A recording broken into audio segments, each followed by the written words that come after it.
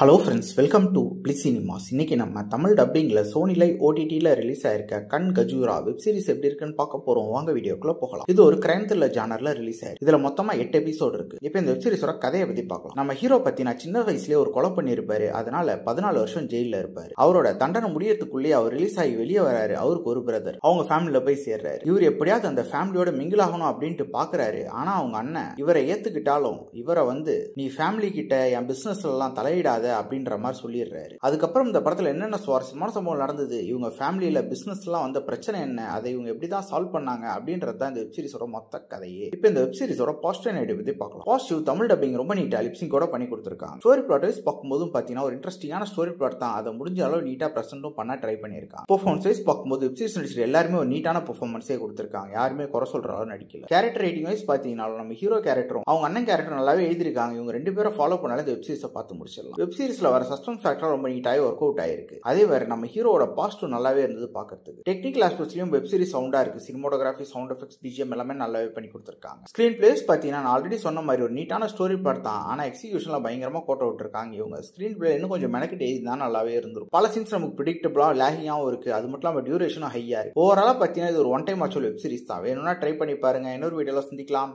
Thank you.